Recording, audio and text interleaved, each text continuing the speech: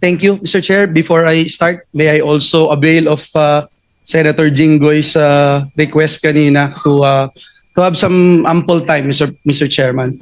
With the permission of the other members, you have 10 minutes. Thank you, Mr. Chairman. Mr. Chairman, I'll go straight to the point. I will no longer deliver an opening remarks.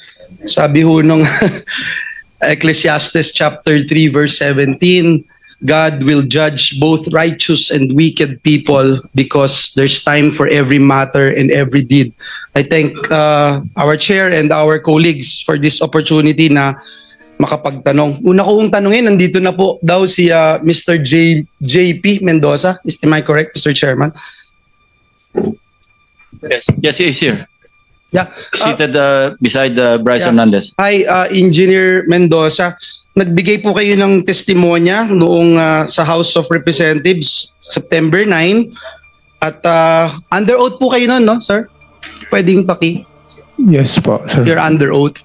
So, alam niyo po yung mga pinagsasabi niyo doon and sabi niyo nga po, you're under oath and let me remind lang yung RA 11594, we passed it last 18 Congress para lang alam mo na ini-impose natin yung higher penalties dito for perjury, no, which is up to 12 years of imprisonment per count. Actually kanina si Bryce, nawala na si Bryce.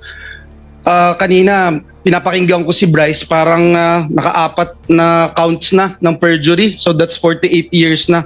Anyway, gusto kong ipakita sa iyo to, JP, no, yung binanggit mo doon sa camera.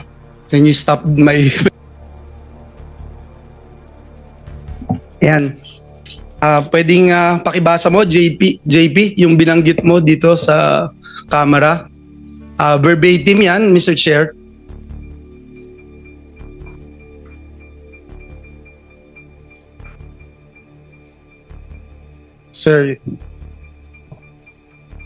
Sir, yung picture po na yan ay noong October 2023 na kung saan nagre-request po si Senator Joel ng iyong, sensya na po, medyo malabo yung mata ko, ng inyong yung mga binasa po ni Engineer Bryce na base ng flood control kanina na nakasaad doon sa context. 4 lang po yung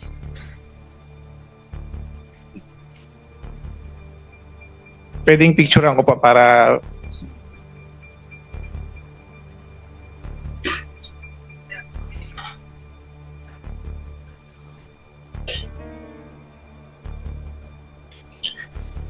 Sir, yung picture po na yan ay noong October 2023 na kung saan nagre-request po si Senator Joel ng yung mga binasa po ni Engineer Bryce ng flood control kanina na nakasaad doon sa context. 4 lang po yung napicturan sa akin ng boss ko. Kumbaga para sa summary po yan na sinasabi ni Senator Joel na mababa yung kanyang pondo, subalit siya ang majority floor leader. Isa siyang majority floor leader. Majority floor leader siya noon that time and member siya ng Commission on Appointment. Yan yung sinabi mo? Yes po.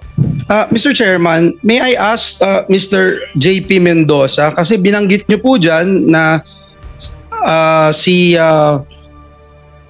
Secretary Bonoan ay kinukumpirma ng Commission on Appointments. Yan po yung binanggit po ninyo, no, sa Commission on Appointments. At ang date po na ito, would you say, tama po, yung sabi niyo, October 2023? Sir, check ko lang po yung eksaktong date dito sa... Binasa niyo po kanina yung transcript. October 4, 2023 po, to be exact po. Yes, November 22, 2022 nang ma-confirm si Secretary Bonoan. Sabi nyo din, Mr. Mendoza, are you aware? Kasi sabi nyo din po na miyembro si Senator Villanueva ng Commission on Appointments. Sabi nyo rin, October 2023. Tama po? Sir. Binasa nyo po yung transcript eh. Check ko lang. Ito po sa pagkaka-picture ko po, October 4, 2022, 10:31 p.m. po. Hindi, kakasabi mo Yes, lang po. kanina, yan din ang sinabi mo sa house. Yung 2023 po dumating yung project po. I'm sorry. Magulo yata yun, Mr. Chair. Sabi mo 2023, yung binasa mo kanina at binanggit mo sa house. Sir, upon checking po, kasi ito po yung picture. Para ma-summary ko po, sir, okay lang po ba na ipaliwanag ko po? Ito po Go ahead, kasi... sige, para maliwanag. Apo. Sir, pwede po bang humingi rin ako ng parliamentary immunity? May legislative immunity. Legislative immunity po. Of course, alam mo naman yung conditions, di ba? Apo. Nasabi sa Apo. kanina, may legislative immunity pero hindi rin totoo ang sinasabi. Baka pareho rin ang sasabihin mo. Hindi, ito po para ma-explain ko po ng... Any diretso. objection? Hearing none, sige, granted. Ito po, sir. Ito pong time na to, nung papicturean po sa akin ni Boss Henry yung cellphone po niya kasi disappearing message po. That time po, ang sabi po ni Boss Henry, nagre-request daw po si Senator Joel ng pondo po. Nang almost parang ang pagkakabanggit ni Boss Henry is 1.5 billion. Subalit dun sa parang pumasok sa conversation po na napicturean, isang kayang ialat lang po sa kanya ni Secretary Bonoan is 600 million. Totoo naman I'm po. sorry, Mr. Chairman. There's nothing there. Kahit na picture lang yung pinicture mo, there's nothing there that states that. Is this a new allegation that you're talking about? Actually, papaliwanag ko lang muna po, sir. Ang kaya lang po ni Secretary Bonoan that time is 600 million na ibigay. Kaya sa conversation po, This was in October 2022. yes po, Okay. nung nagre-request nung October 22. Okay, Mr. Chairman, can I finish on that? Kasi lumalayo na po siya. Allow the resource person to finish the narration before Okay. we interject. Okay. Yung katulad nga po ng sinabi ni D.E. Henry noon, kung nagpa-follow up si Sen. Joel, totoo naman po na ang nire-request niya is mga multipurpose building. Pero that time na hindi kayang ibigay yung amount na hinihingi ni Senator Joel, ang kaya lang ni Secretary Manny Bonoan po noong time na yun is 600. So, hindi maaabot yung target na almost 1 billion na mahigit. Naisipan po ni D.E. Henry na i-convert sa flood control yung 600 million na which is kinuhanan po ng 25% yung mga kontraktor para ang maging total is 150 million. Kung sinasabi po kanina na yung project po lumabas po siya ng 2023, wala po siya sa GAA. Meron po kaming conversation nung Chief of Staff po ni D. Henry na isinend po sa akin yung list na ayos na po na eto po, pakita ko po.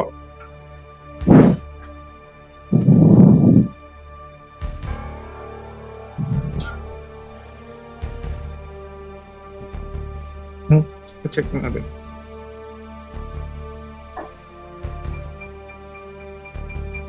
Paling pa-flash to.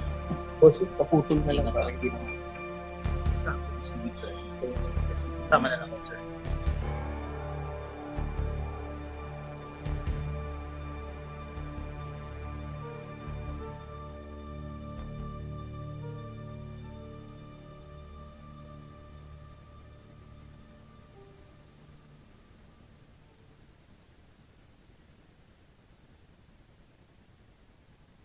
Mr. Chairman,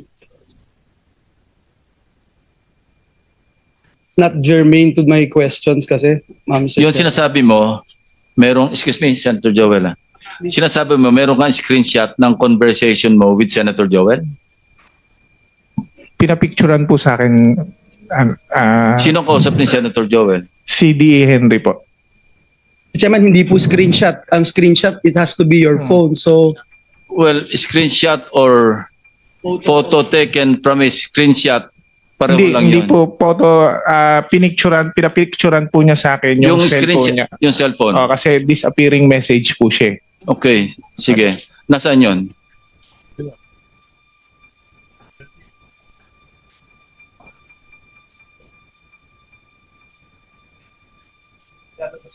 Ang binigay mo raw, list of projects, hindi yun. Kumbaga, nung yung 600 million na kinonvert na lang po sa flood control, ito po yung nasan po. Now, how can you prove na si Senator Joel at saka si Engineer Alcantara yung nag-uusap doon sa, yung nando sa thread? Nung nasa Congress po, tinanong din po siya sa House kung kinukumpirma po niya na nag-uusap sila. Kinonfirm naman po ni DE. Are you confirming?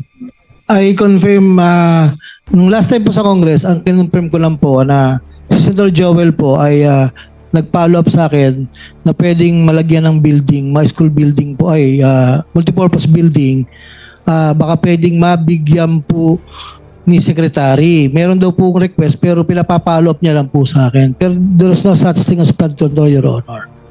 Yun po ang bilanggit ko sa Congress po. Ayan, Senator Joel, please continue.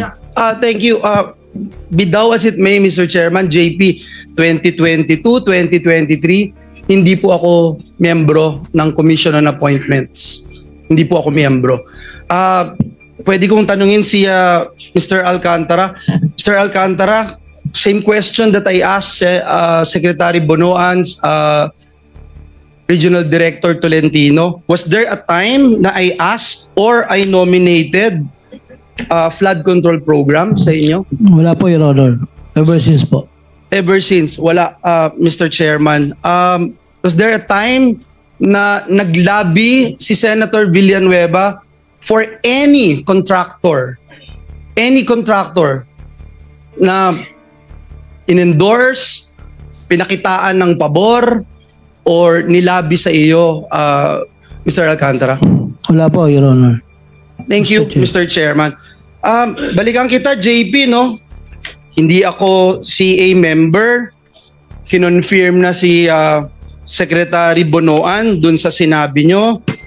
Doon sa mga binanggit mo doon sa plenaryo, doon sa Kamara. Gusto ko lang malaman, meron bang nag-utos sa'yo, sabi sa'yo na banggitin ang pangalan ni Senator Villanueva na ang tanging basis mo ay pinicturan mo ang isang telepono na hindi din sa'yo? Wala po, sir.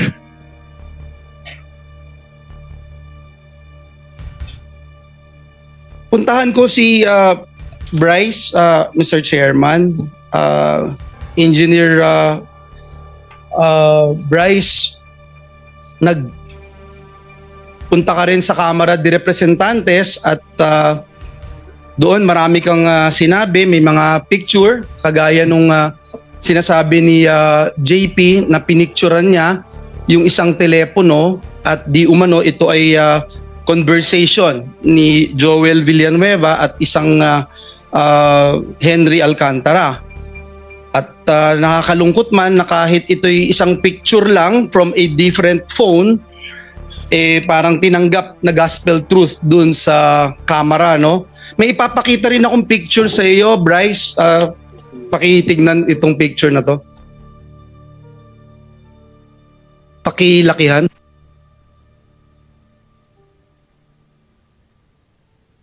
Bryce, naaalala mo ba yung messages na ito? Your Honor, ngayon ko lang po nakita yan. Wala po ako nababasang ganyang messages po. Numero mo ba yan na nakikita sa telepono? Numero mo ba yan? Numero ba ng congressman yan? Wala pong nakalagay na numero, Your Honor. So pareho pala dun sa binanggit ni JP, wala ring numero. Naaalala mo yung message na yan? Ako hindi po. Kasi may nakapagsabi sa akin, ikaw daw ito. Paano kung ipagpilitan kung ikaw din yan?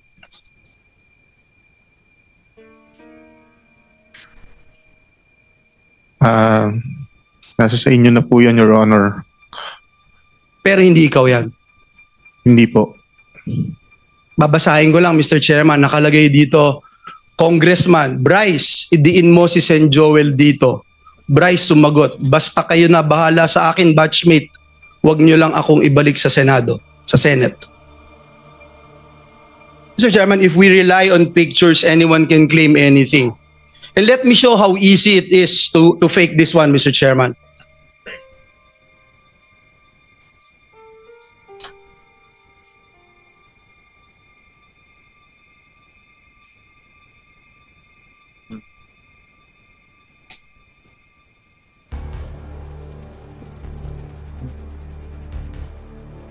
"20 seconds, Mr. Chairman.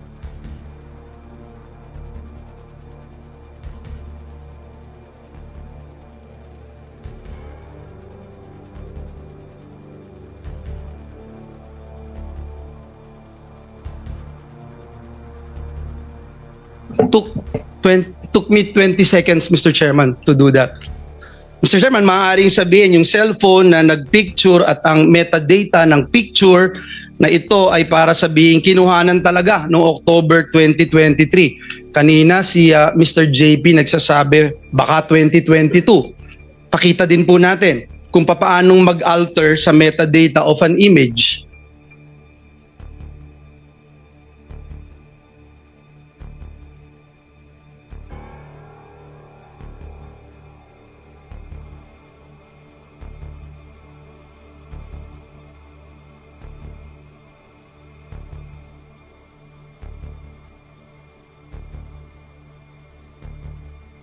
Ganun po kadali, Mr. Chair. Mr. Chairman, bukod po sa napakadaling magdoktor ng picture, inamin niya po mismo doon sa camera, and if we can show the minutes and the transcript of the hearing, inamin po ni Engineer Bryce na wala siyang personal knowledge sa mga mensaheng ito. Can you confirm, Engineer Bryce, itong binanggit nyo na Your Honor regarding sa mga text messages po, wala po. Kasi you're being asked to prove your allegations na may pruweba or usapan tayo, o at least make sure for fairness sake, sabi niya Rep. Adyong. Would you confirm na ito po yung naging sagot nyo, sir?